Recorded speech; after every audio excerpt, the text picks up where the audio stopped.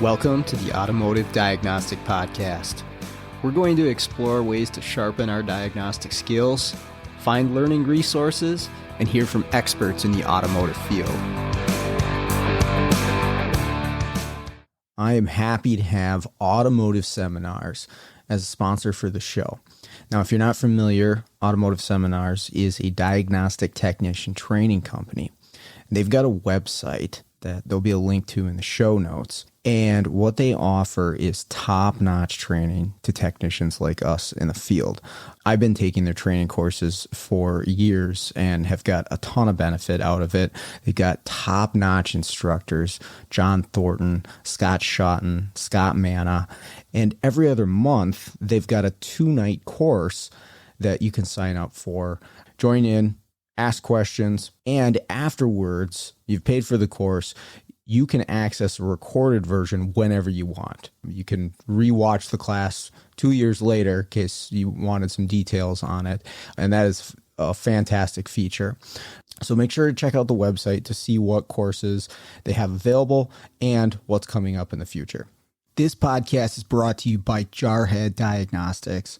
Jarhead Diagnostics manufactures in-house diagnostic equipment and storage solutions, as well as distributes for companies like Pico, ATS, and TopDon. One of my favorite tools that I've bought from Brandon and Jarhead Diag is the case for the U-Scope.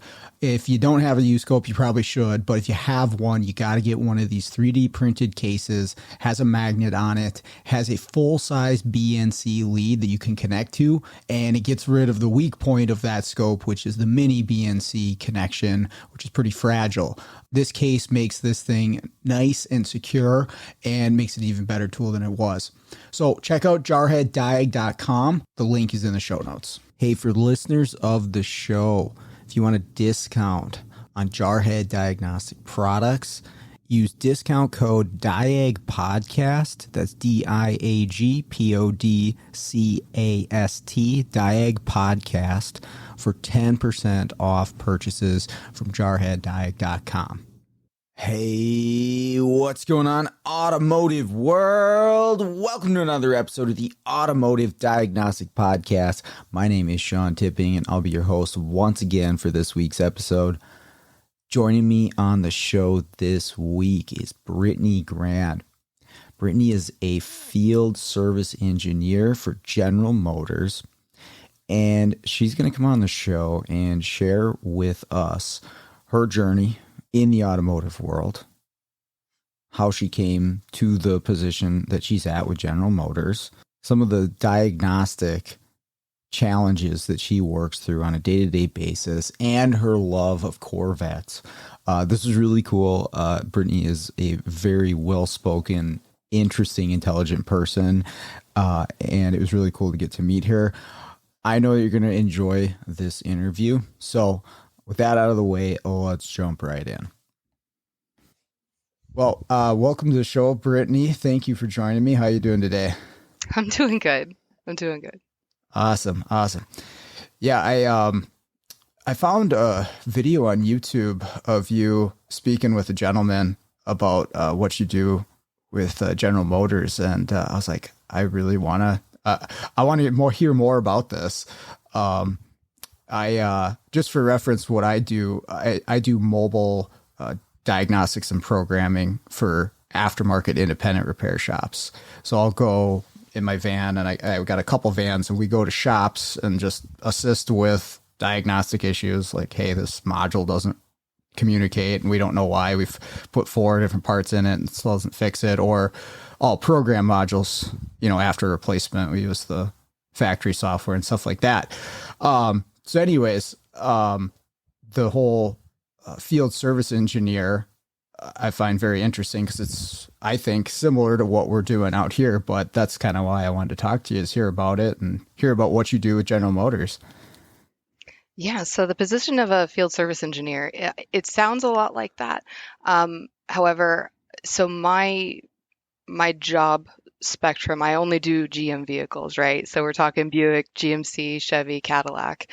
And the way it works is, we work on the toughest vehicle concerns, right? So a customer brings their vehicle into the dealership, technicians working through what we have Technical Assistance Center, which is a remote center to provide technical advice and assistance.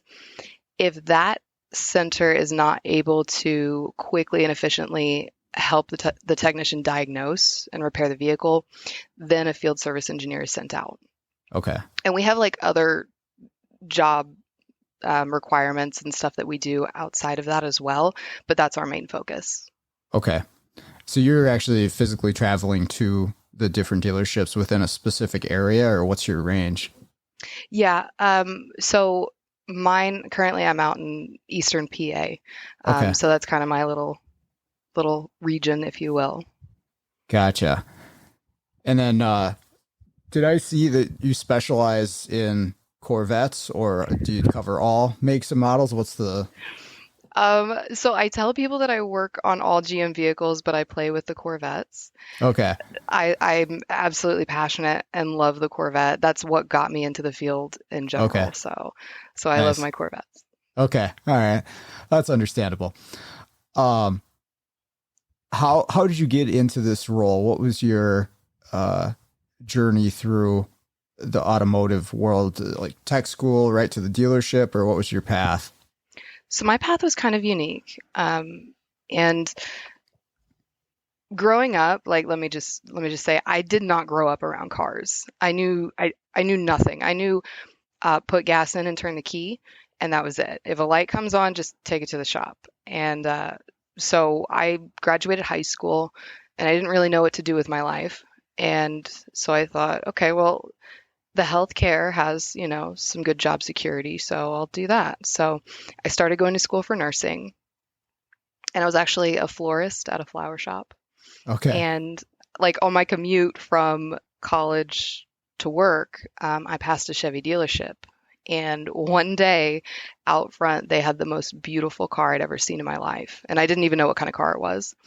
And that night I went to the dealership website, and it was a Corvette.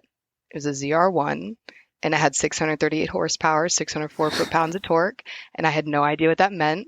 So I started looking up, horsepower and torque and these weird automotive terms. And over the next 2 weeks, I became obsessed with this car. I had to know everything about it. And finally, I built up enough courage to go up to the dealership and drive it. And it's a funny story. When I go to the dealership, I knew they weren't going to let a 19-year-old drive a $100,000 sports car, right? Right.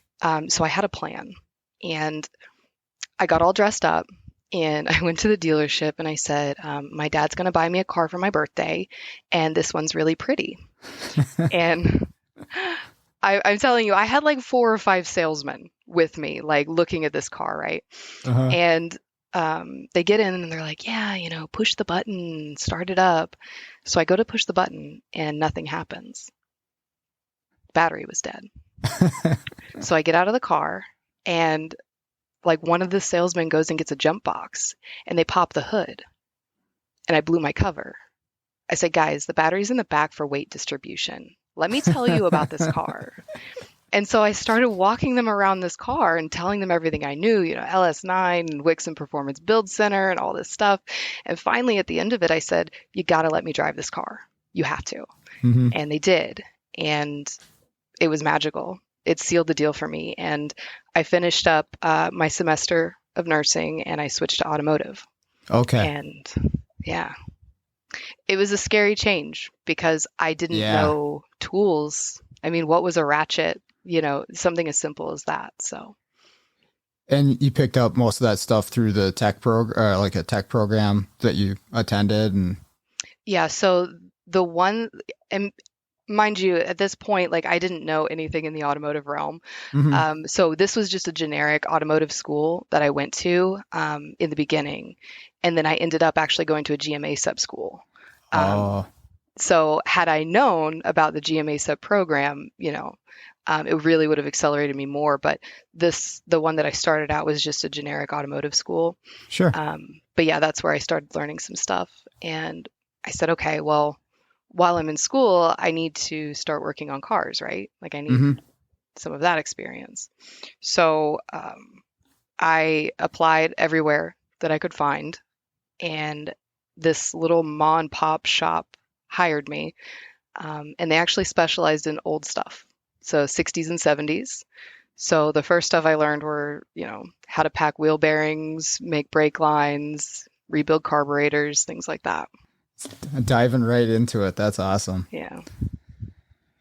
And then eventually, so you went to the GM school. Was that after you started working there, they got you into a program, or how does that work for somebody who like knows that they want to work on General Motors cars?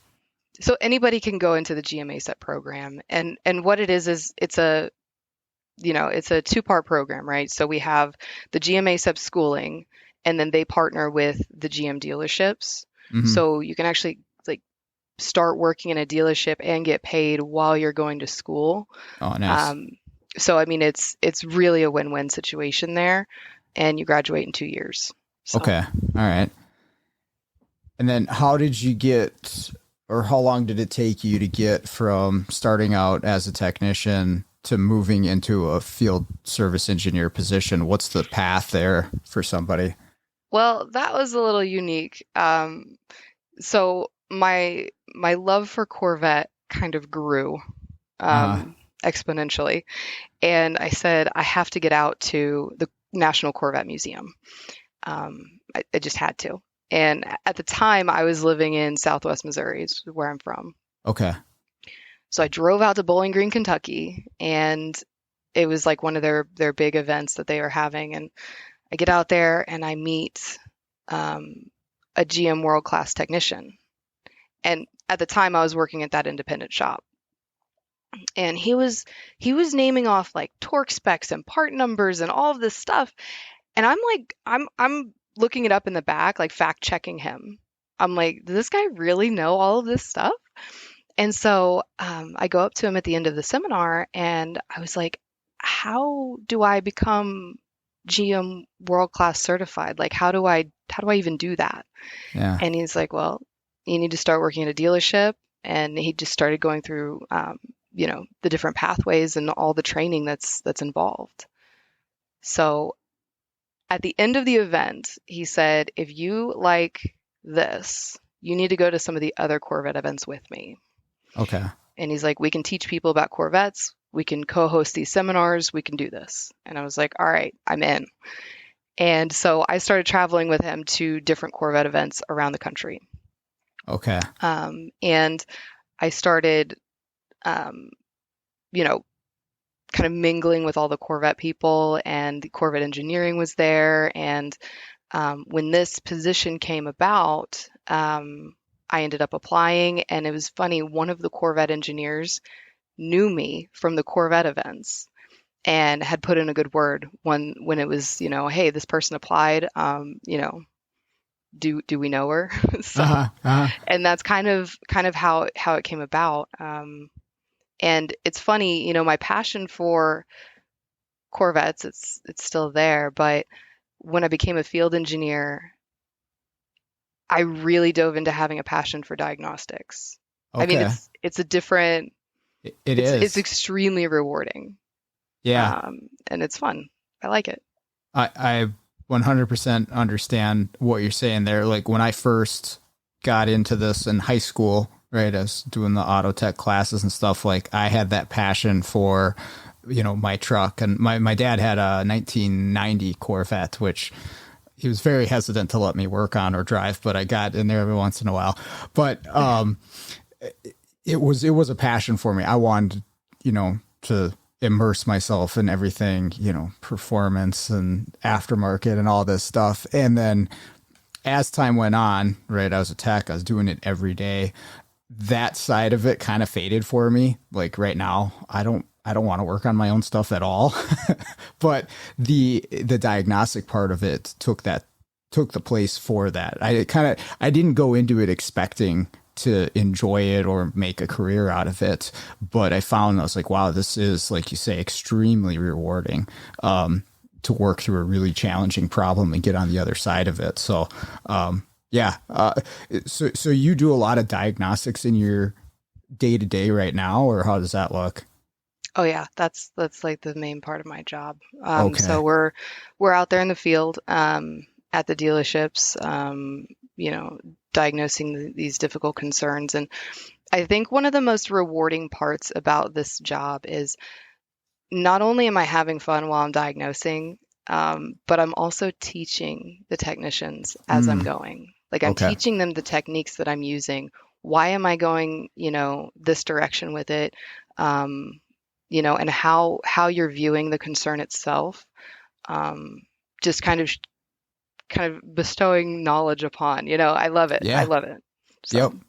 I I understand that too. Is if somebody's willing to, learn or ask questions when I'm out at a shop, like I will 100% help them and say, yeah, here's why I checked this component, or here's why, yeah. Sharing your thought process can be huge for people. So you're dealing with new cars that I imagine in a lot of cases, nobody else has even looked at these types of problems. If it's a 23 that's in there, you've probably seen brand new stuff. What's your strategy for something like that? Trying to figure out a brand new car, the brand new system that there's not a whole lot of reference out there for it. Well, yes, we look at the new stuff, but basically anything that General Motors produces, we're hands-on with. Okay. So whether it be a 2012, whether it be a, you know, whatever, wherever we can assist, we're Hmm. there. Okay. So any challenges that the dealership has, we're there to assist if needed. Gotcha. Um, but the way that I go about like a brand new vehicle, so it's funny, you get to eliminate a lot of diagnostics with a brand new vehicle, right? Because you're not dealing with um, too much dirt and debris. Sure. You're not really dealing with, Wires rubbed through or something like that. yes. So you already know what not to look for, Okay. basically.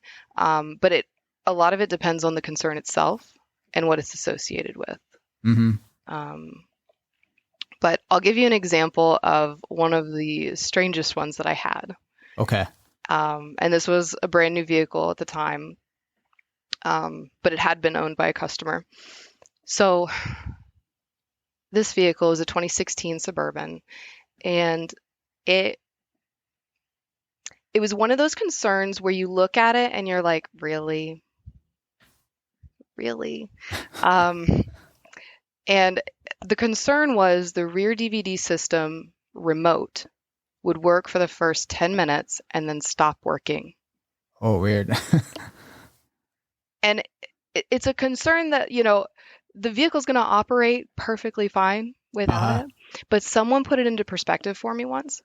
They said, you don't buy a fridge for the ice maker, but if the ice maker doesn't work, you either get a new one or have someone fix it, right? Sure, sure. So to me, that was like, okay, whatever the customer concern is, if the vehicle had it, we need to fix it. It's just as important, right? Hmm. So um, I went out to the vehicle, duplicated the concern. Sure enough, after 10 minutes, it was like the batteries died in the remote. That's how it acted. Okay. No codes, of course. And before I'd gotten out there, you know, of course, there were multiple parts that had been replaced. We're talking both rear screens, the center stack, the remotes, of course, media disc player, the headliner, which had the LVDS cables in it, and then the LVDS cables that ran through the instrument panel. Oh, wow. The whole system, literally. We're out of parts. Yeah. So everything was new, and we still had this concern. So I'm going through and I'm sitting here thinking like, okay, maybe I have some sort of frequency interference, you know, going on. Maybe I have this, that, and the other. So I went down that path, kind of had a dead end. I actually had a couple other field engineers come out. They tried their hand at it. They couldn't figure it out. And then it's cool. We have a bunch of resources at GM, right? So Hmm. we actually flew out engineers, like engineers from Michigan to this Okay. vehicle. The guys And that made it. yeah, they weren't able to figure it out. Oh, wow. And it was kind of a situation where, do we ship this vehicle back to Michigan? What do we do? And I said, no, no, no, I'm going to fix this. It is so simple. It is.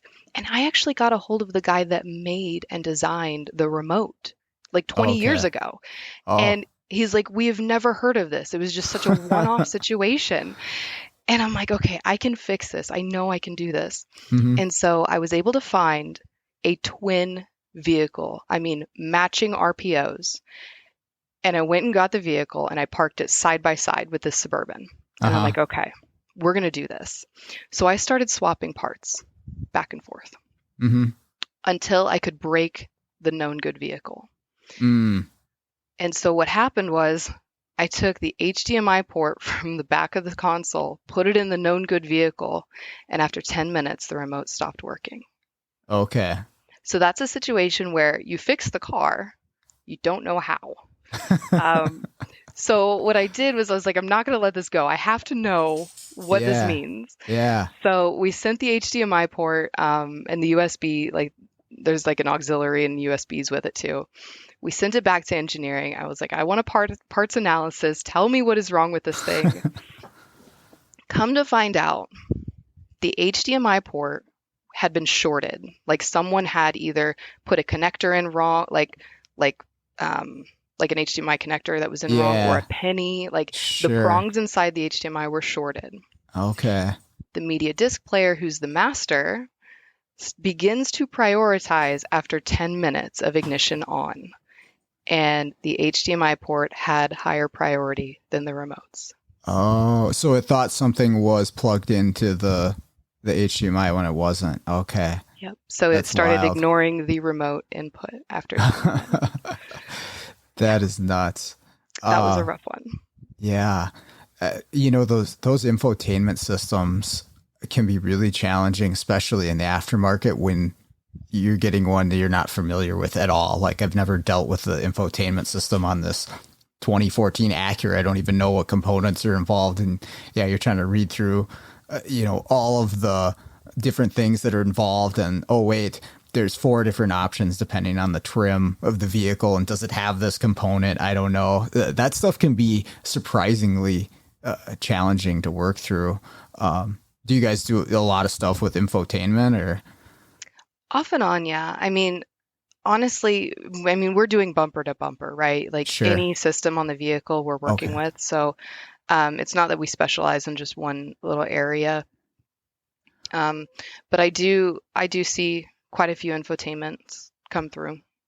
What would you say is the most challenging thing that you see on a regular basis for technicians in the field doing this stuff? Like what's the majority of things that you guys are getting calls for?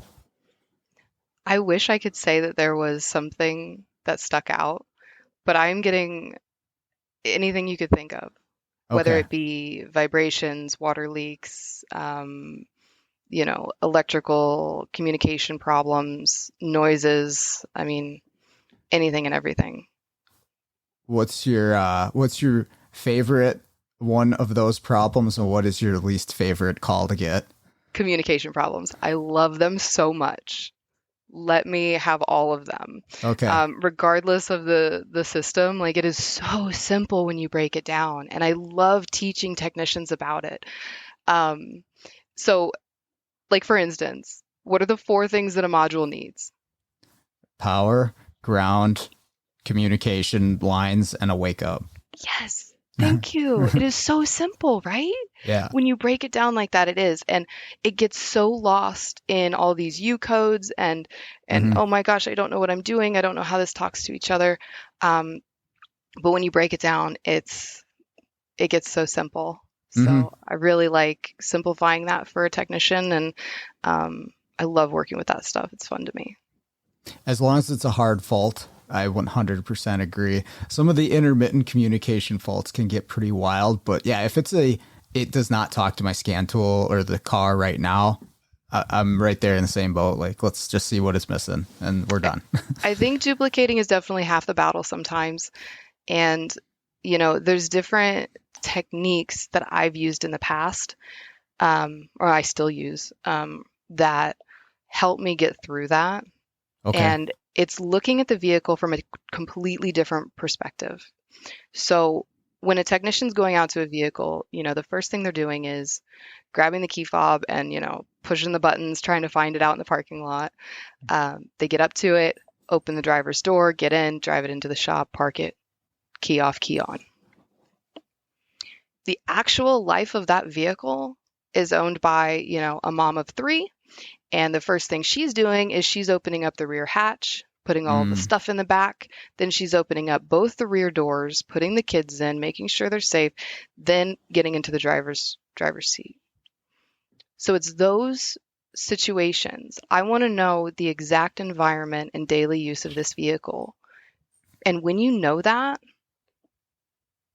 it really makes intermittents not so intermittent. Because I don't think that there's like this weird, intermittent concerns just, happen out of nowhere for no reason, that you hear that all the time. No, there's definitely a pattern that needs to be followed, and you can duplicate it every time.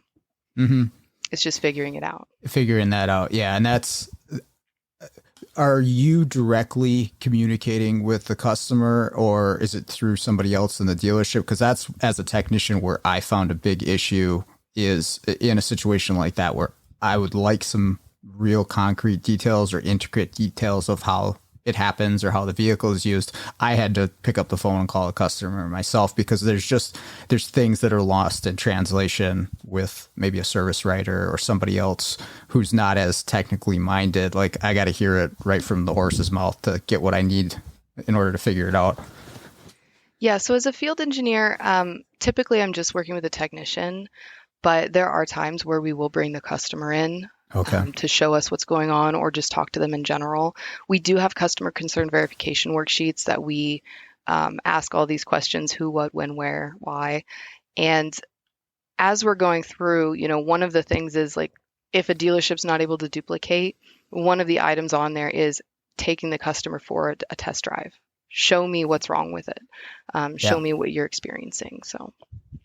Yeah, I always tell everybody, if you want your car to never be broken, just have me in the back seat the whole time. It'll never act up. That's right. I promise it was doing it before you got here. Oh, yeah. If I had $1 for every time I've heard that. Definitely. Yeah, that's one of our biggest challenges, the intermittence, just because of time. Sometimes that duplication process can be so lengthy just to get it to act up. And I'm sure it's the same for you. Like, I'm relying on my test methods to get me the answer, right? That's how I come up with the component that is failed, or the wire, or whatever it is. I need to see a test fail, and then, okay, either, I proceed with more testing, or I know that this component is bad. And I try to explain that to shops as like, hey, if we can't get it to act up, I can test all day long, and maybe I'll find something that's outside of the normal range, but proving it to be, the cause of it, obviously doesn't always work out that way. So I don't like, I try to avoid them as much as I can, but I understand. Yeah. If you're in a dealership and you're getting, customer owned vehicles back, like, you don't have much of a choice, right? You gotta work through it and figure it out. Yeah, definitely. I think one of the things a lot of people want to, like, when we're talking about these advanced vehicles, right? We're talking about the modules and how they communicate. We're having 30, 40 plus modules put into these vehicles. It does get complicated. And explaining that on a customer level, it can get, off into the weeds sometimes. So yeah, it can be difficult. Yeah. Right.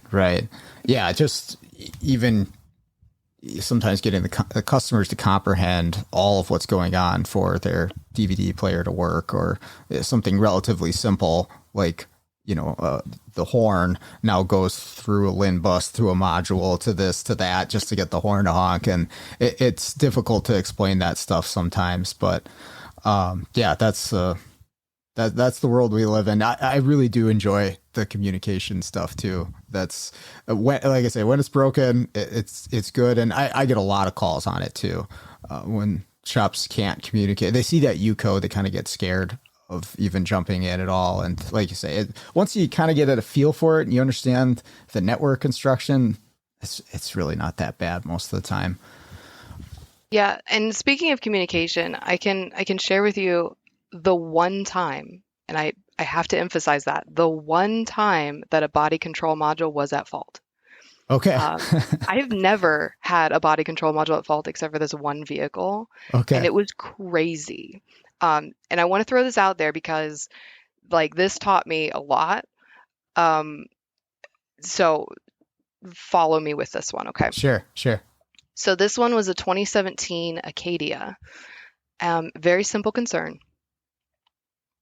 When you go up to it and try to remote start, the exterior lights will flash, but no remote start. Okay. When you try to open the lift gate with the key fob, lights would flash, lift gate would not open. If you were key on, the lift gate would operate as normal. Okay. Yeah. So I'm going through this vehicle and no codes, of course. Uh-huh. So I'm at a loss because if the power lift gate is working key on, what is the difference key off? And I know that it's sending the signal from the key fob. The lights are flashing. That's fine. And long story short, I go into the inhibit reasons, right, for the lift gate. And all of them were good. Like I had no inhibit reasons for the lift gate. Okay. Obviously, because the key was on and it was working fine, right? Sure. So it's one of those moments. Yeah. So there's a moment where if you key off on a vehicle, you're still communicating just for a little bit, right? Yep.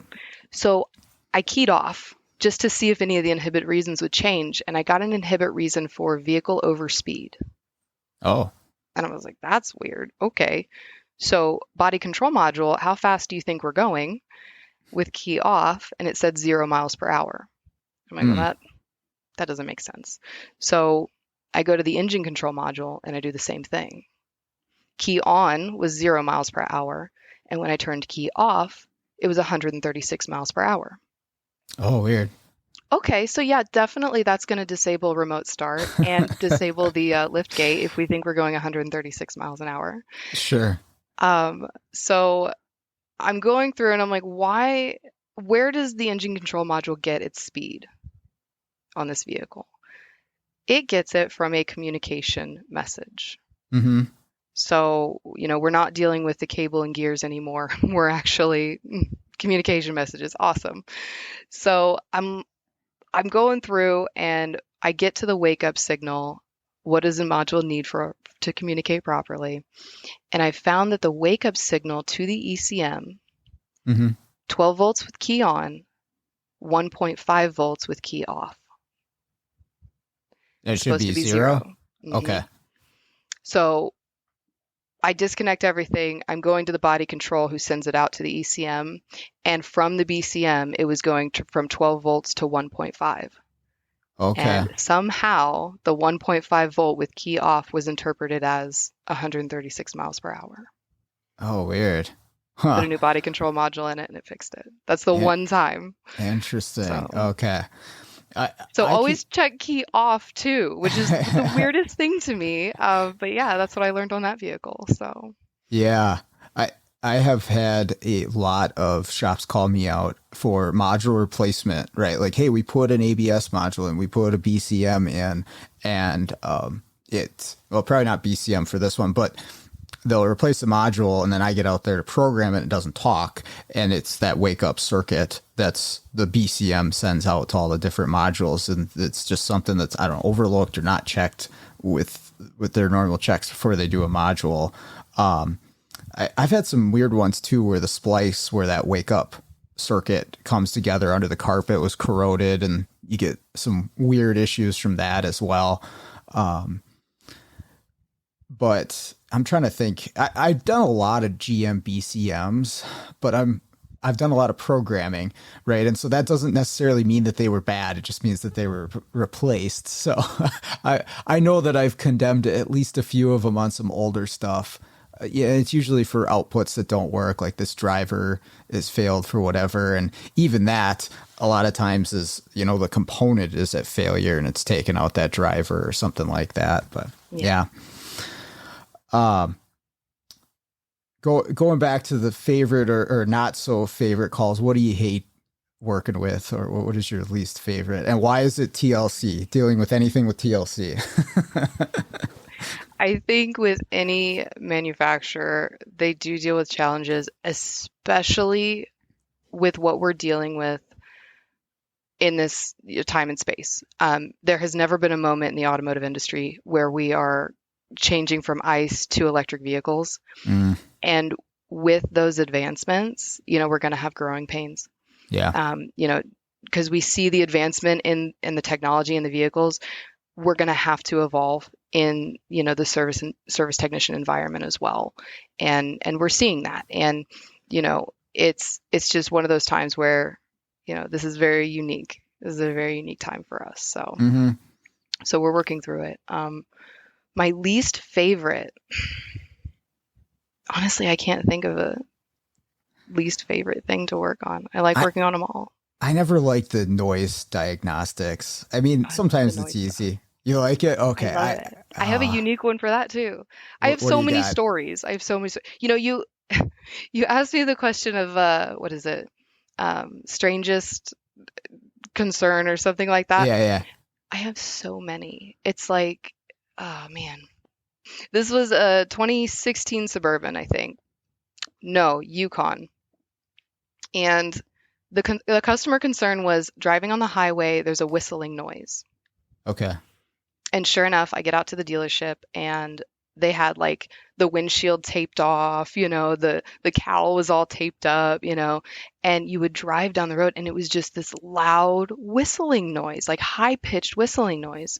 Okay. And I'm going through with a microphone, chassis ear, tried stethoscope, tried figuring out all these different things. We tried the bubble test, no air leaks. And then finally, I pop the hood and I'm just doing a visual inspection. Just what do I see?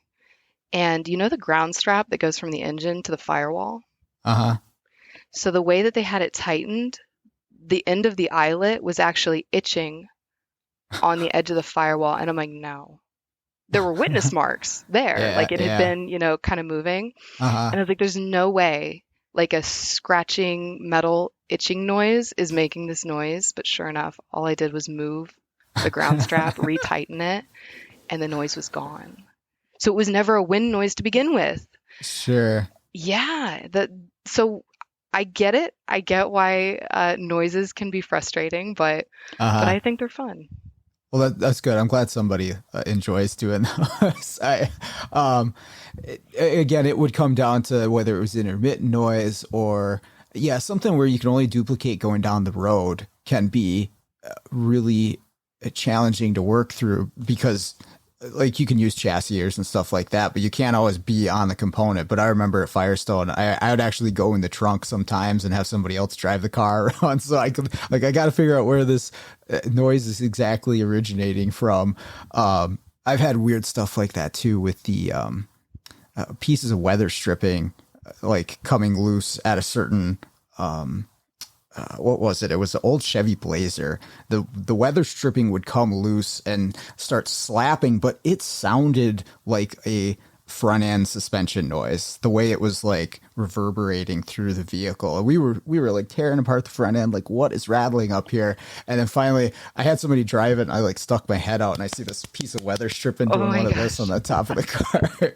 Yeah, sometimes you get a noise, even like a wheel bearing.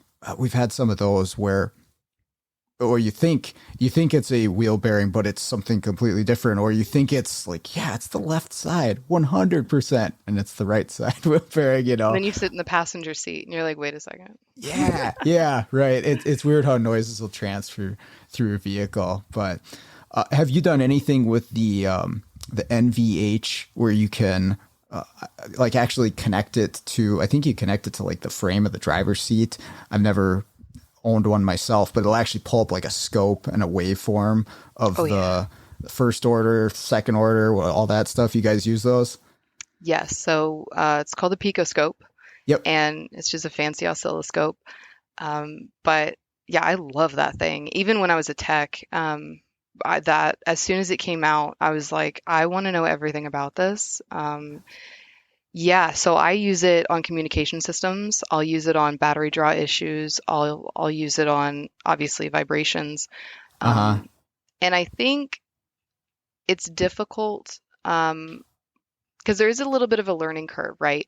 Yep. On to distinguish what you're seeing in a graph and applying it to the car, right? So if we're talking T1 tire vibration, that's one high spot per revolution of the diameter of the tire.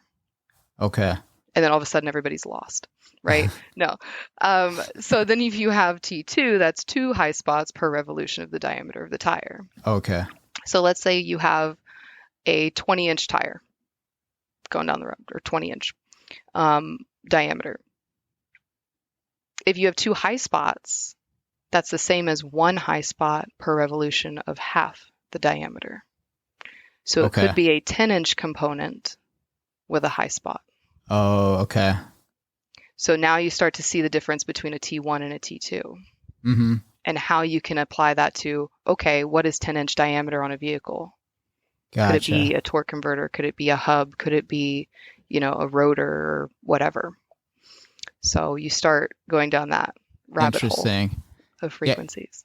Yeah, I have a picoscope, but I just use it for like electrical and pressure stuff for the engine. I never got the NVH kit, but I've seen some of the videos on it. It looks really interesting. If you're trying to track down that stuff, I'm sure it's extremely valuable to have. Oh yeah. Yep. Yeah, I love using the scope though.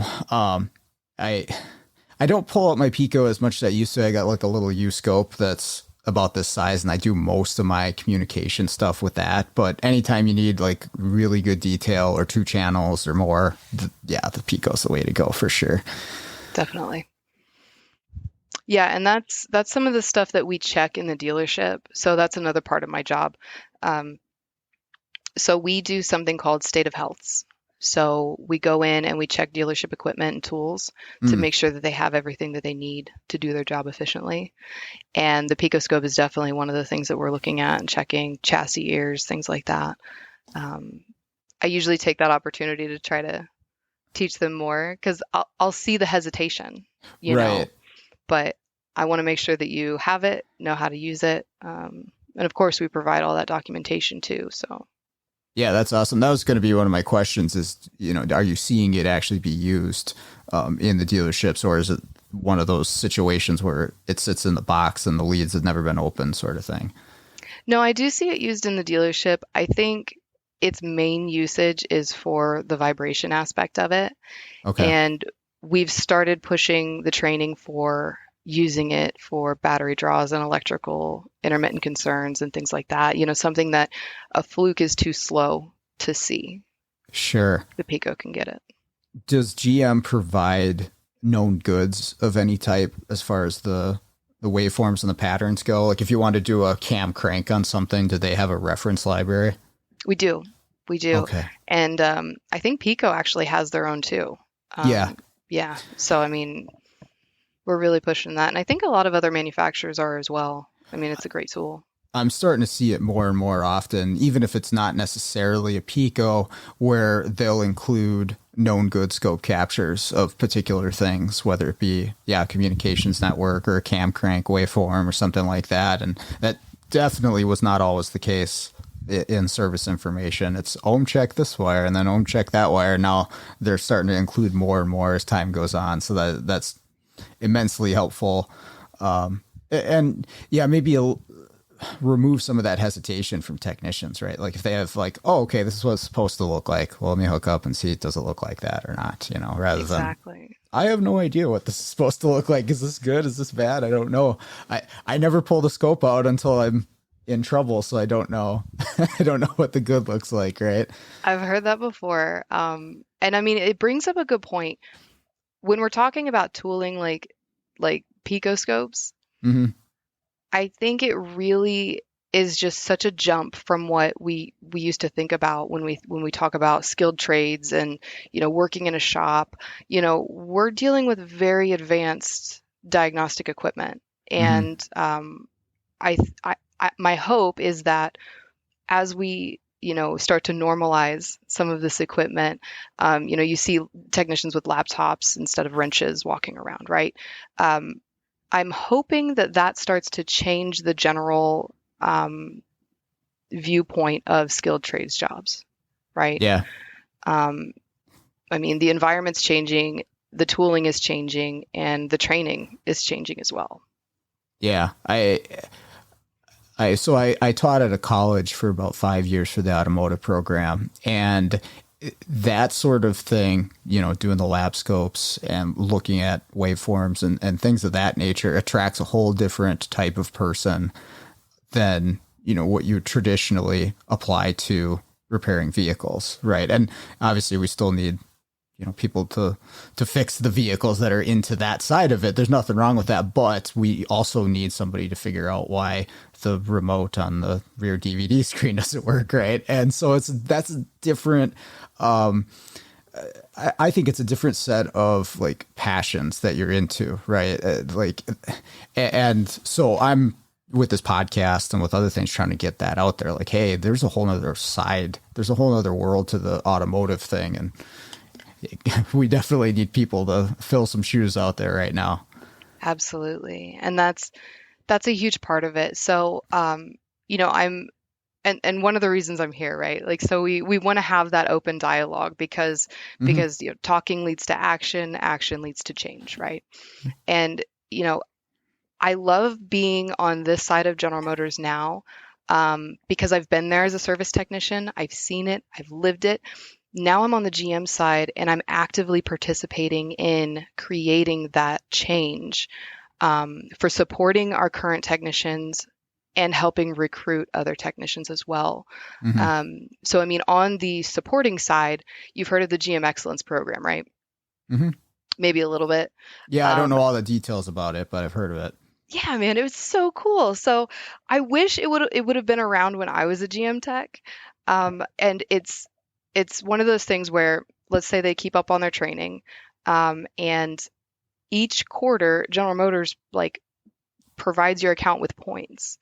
And of course, you can use points to you know, buy something if you want, like GM accessories or what have you. But you can also put those points on a Visa, and 1 point equals $1. Like Hmm. you've got cash money now. So for someone like myself, like I'm GM World Class certified, that's an extra $6,000 a year. Wow, That's that's not a awesome. little bit of money. That's quite a bit Right. of money, Yeah. that we're just giving technicians for doing their training. So I see it. I see what General Motors is doing, and in fact, I'll tell you a little story. So I started with General Motors in well, after being a technician, I started with General Motors in November 2016. Okay. And I think it was December 2016, I went to my first conference out in Michigan. And I get there and I'm terrified. 30 days ago, I was just a technician in a dealership, and now I'm here with GM people, right? Yeah. And I'm in this meeting, and one of these executive leadership people, they, suits, he gets up and he starts talking about how invaluable our technicians are and how we want to help them, uh, provide them with everything that they need, and how they're the backbone of our service departments and all of this. And I sat there and I was like, did anybody think to tell the technicians how much General Motors values them? And now we're having these talks, right? Like, Hmm. we know it on the GM side. We love our technicians and we want to provide them with everything we can. And there is that disconnect that we see, right? Sure. Because we don't own the dealerships. We don't. But as we're going through it, we also see the trend of we don't have that many technicians at this point. And we're seeing that. And I think the negative connotation that I touched on earlier, I think that's a big part of it as well, of why people don't want to be in the field. Hmm. But one of my hopes and like one of my passions that I have is I want to help change the technician environment for good, but I also want to help bring diversity into the dealership. I think it's important. I think that will help, this trend, this downward trend that we see, Hmm. people leaving the field. And I think when we change the narrative from, turning wrenches to computer technician, I think that's where we're going to really start to see a whole different population coming into the dealerships. Yeah. Yeah, if you're able to present that to the potential candidates, and obviously it involves developing that role, like you guys are doing, and like a lot of shops are finding out is like, hey, we need this diagnostic technology centered person, right?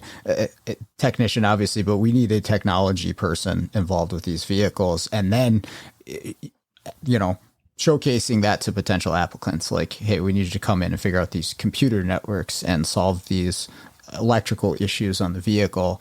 Again, it attracts a different kind of person, but yeah, for so many years it was, yeah, grease monkey turning wrenches, and we're still fighting against that, to a point. Right. Like I said, I was with the college for a while, and we would talk with high school counselors and things like that. And the image has definitely shifted over the years. It's not what it was if you go back to like the early 2000s, but there's still some way to go. But like you say, like, I'm passionate about it, and I try to get that message out there as much as I can. Yeah, I mean, it's a little bit of an elephant in the room. I mean, it's not uncommon for me to be the only female in the shop. Right.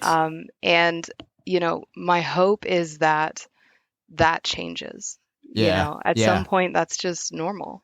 Yeah.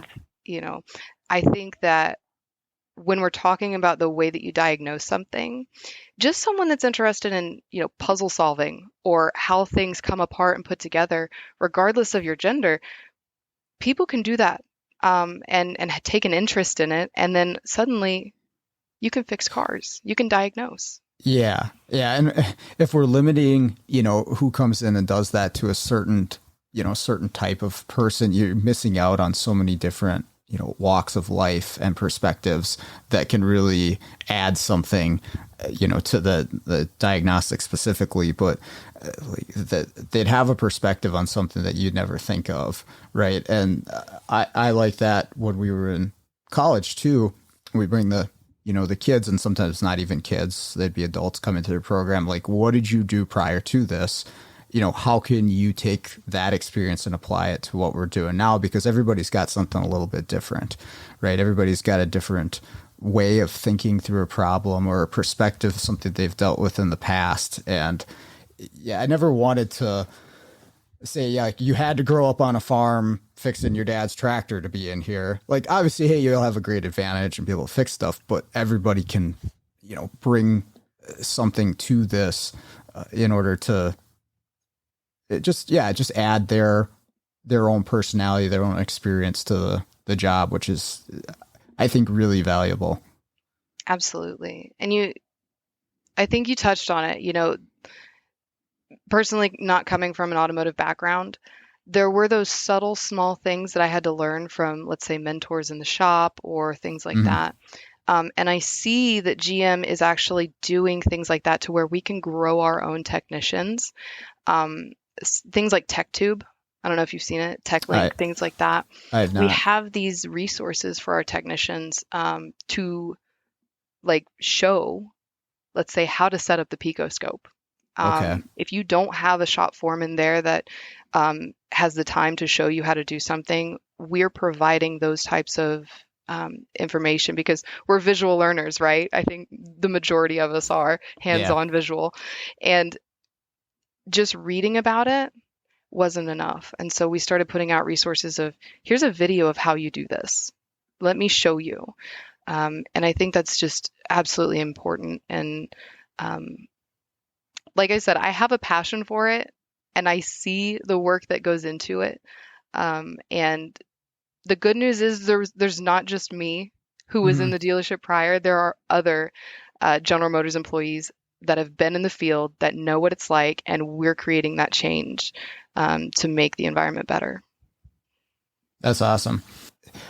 That's all you can do is what is your circle of influence, right? Where can you make that change, and then really focus on that and try to make it better.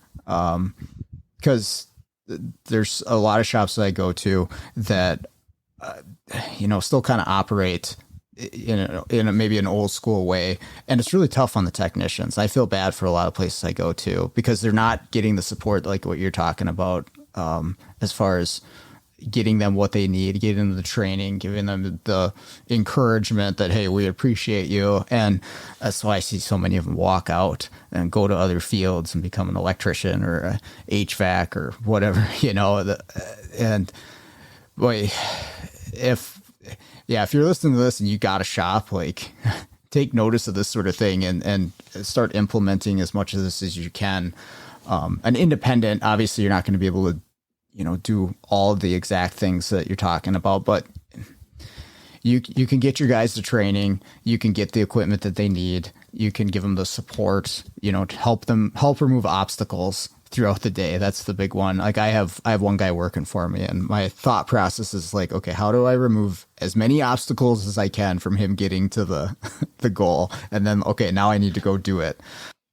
Yeah, absolutely. And that's why I enjoy the, if you will, mundane part of my job, because to me it's extremely important to go into a dealership and analyze their equipment and make sure that they have what they need, because it is absolutely crucial. Mm-hmm. Something as simple as,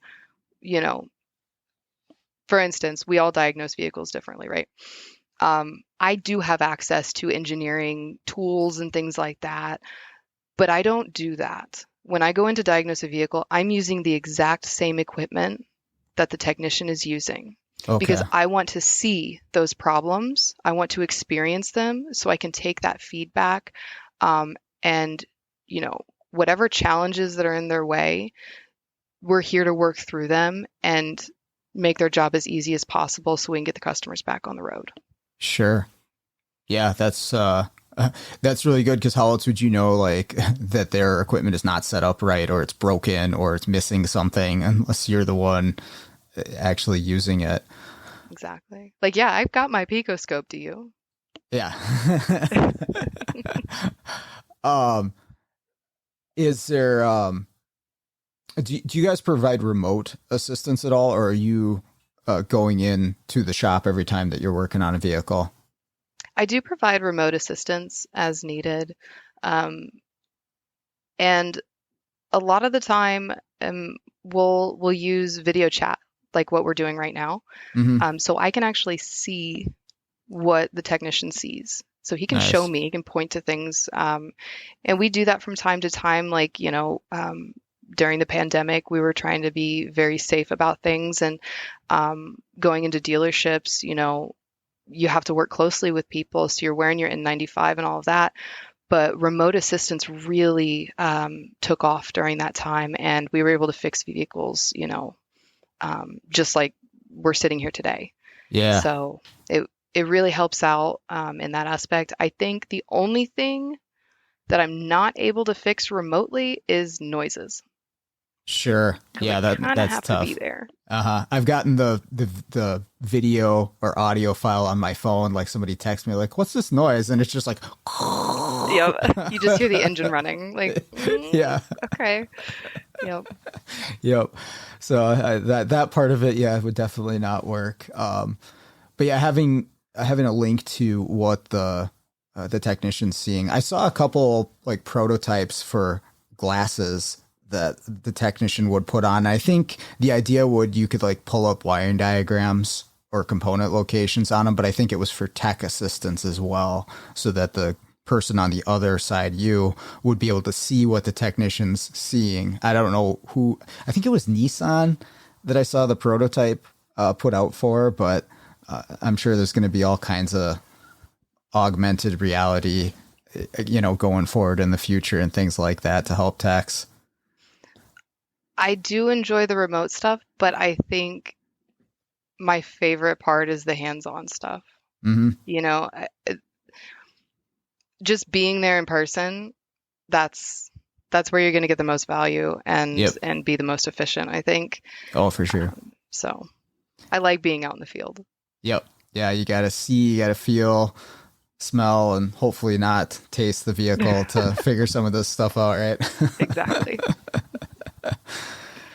Cool. Well, I want to be respectful of your time. So about an hour here. Thank you for joining me and spending the time to explain what you do. That's incredibly interesting. And we should do this again because I like the stories, and it sounds like you got a whole bunch of them. Sean, thanks so much for reaching out, and it's been a pleasure.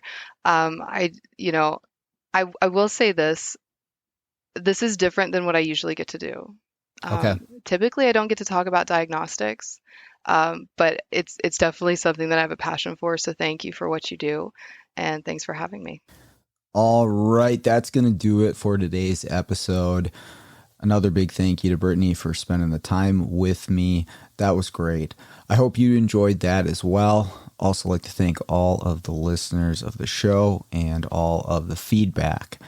I will say this, the last episode I put out, or second to last episode I put out about the website that I didn't name, I was not prepared for the amount of people that messaged me asking about that website. So I do want to say if that was you, and I tried to get back to everybody who messaged me. I'm sorry if it was a short response, but it was upwards of 200 people that I messaged back. So eventually I was just copy and pasting the website address. So please don't take that as I'm ignoring or not wanting to conversate. That's not it. I just, my phone kind of blew up on that one. So lesson learned for the future. But hey, either way, I really do appreciate you listening to the show and actually caring about what I have to say on here. So I'm not complaining in any way, shape, or form. It's great to have a community surrounding the show. So with all of that out of the way, let's get out there and start fixing the world one car at a time.